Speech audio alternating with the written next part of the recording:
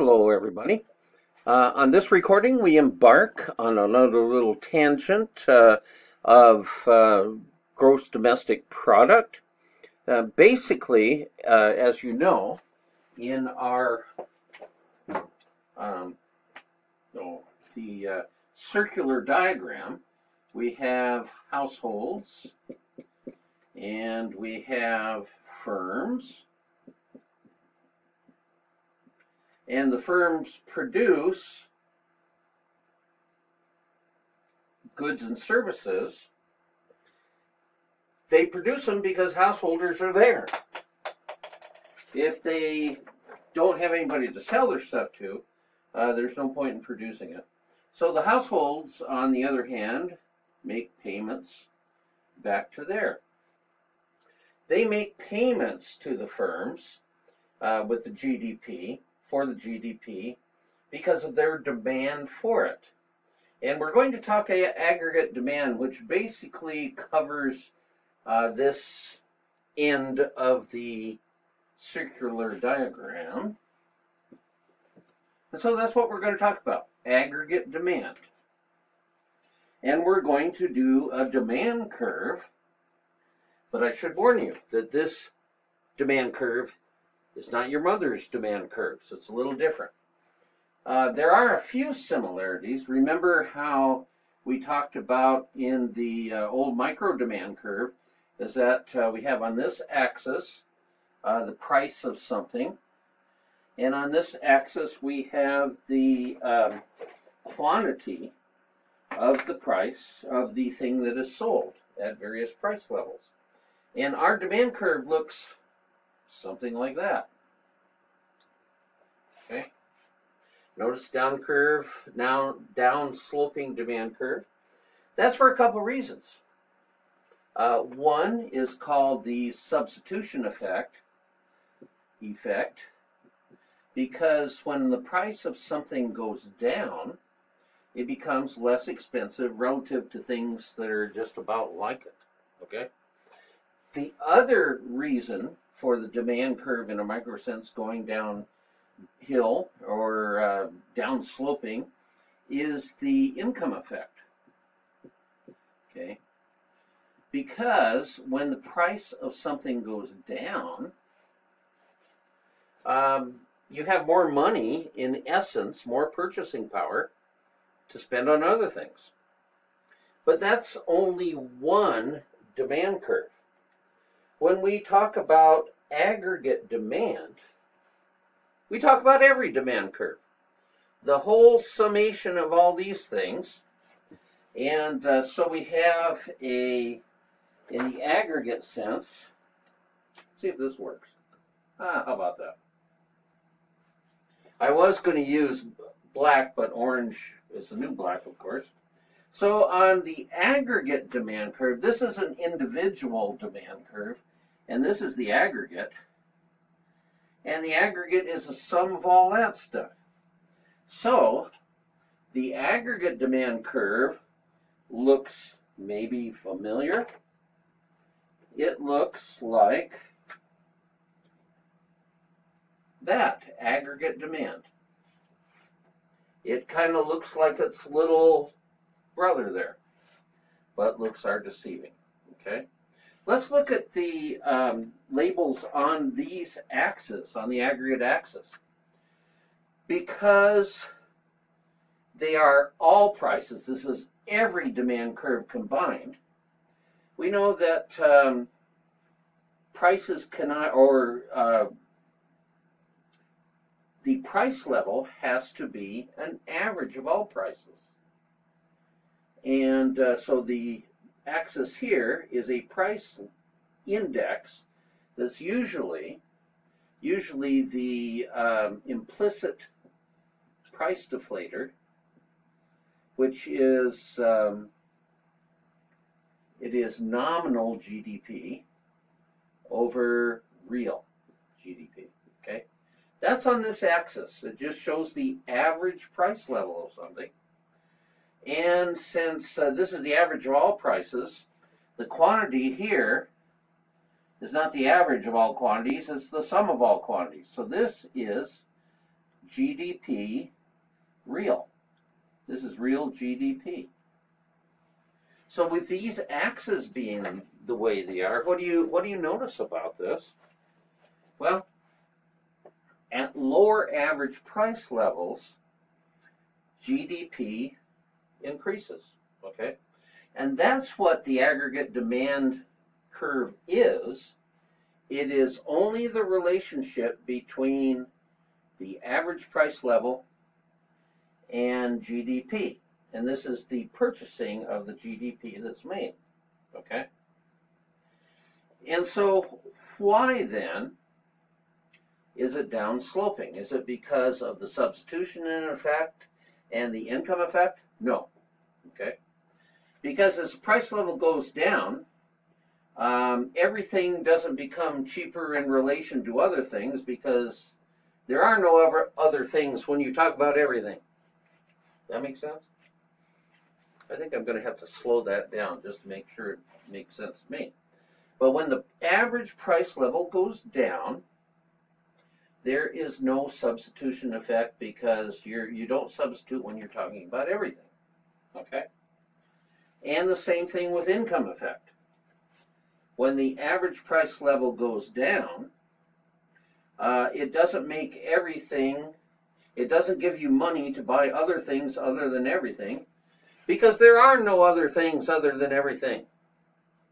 Get it? Could you explain it to me if you get it? But basically, there are some effects why, when the average price level goes down, GDP, and of course the purchasing of GDP as is told in the circular diagram, goes up. Okay? Well, please take note the aggregate demand is just, again, the purchasing. It's basically the same as GDP because it's just the purchasing of GDP at different price levels. And what does GDP equal?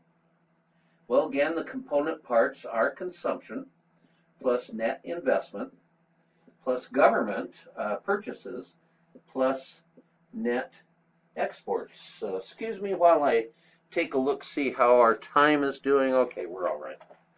Have a few minutes here.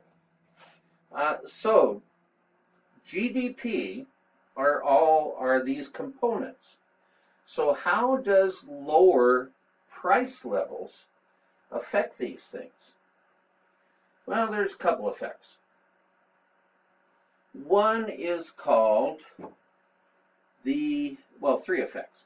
One is called the wealth effect. Okay. And what do you do?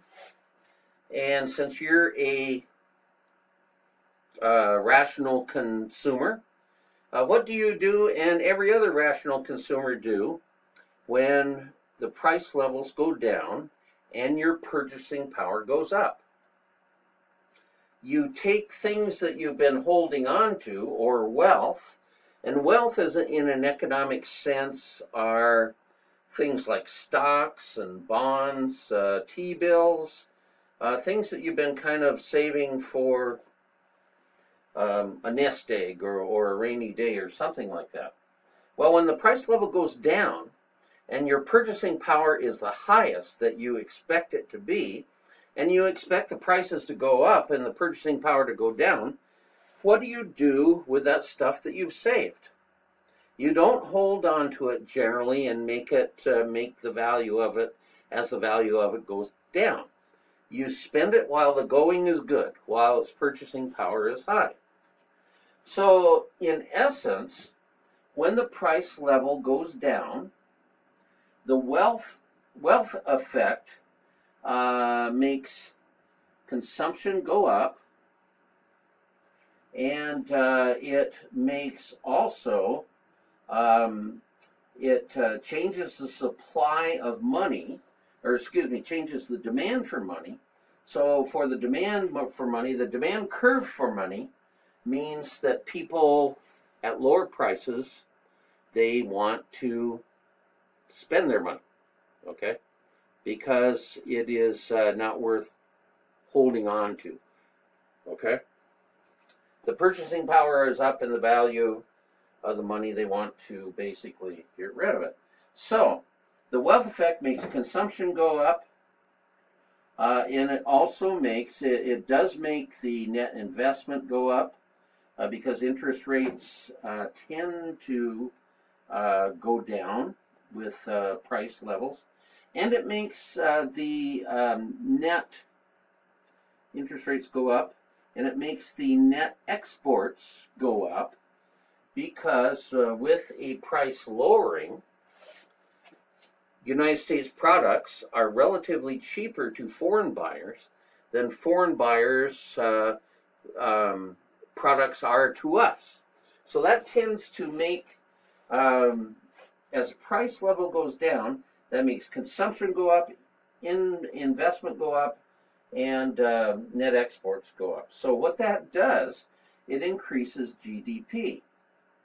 Now, since we're only talking about the relationship between the price level and GDP, when the wealth effect does not mean that this aggregate demand curve is moving, because it's just what's on the indices here, GDP and the average price level, it's a movement down a curve. Okay. Well, there's an interest rate effect that I kind of put in there. Actually, the interest rate effect is considered a separate effect, that when prices go down, okay, I'll just give you a little example of the money market here. The price of money, of course, is an interest rate. That's the price of money, the interest rate here. And we have the quantity of currency out in circulation there. The supply of money is basically fixed by the government. Okay.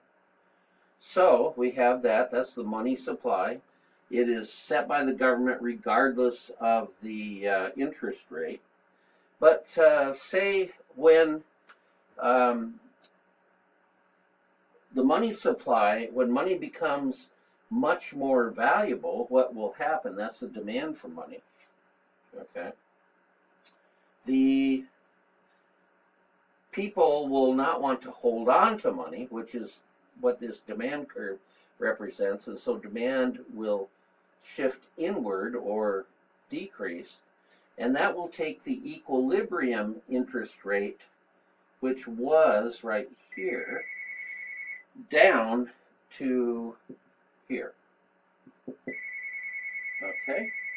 Well, we're good. Well, the phone is ringing, so I think I will cut this off right now. Thank you very much, and we'll go from here.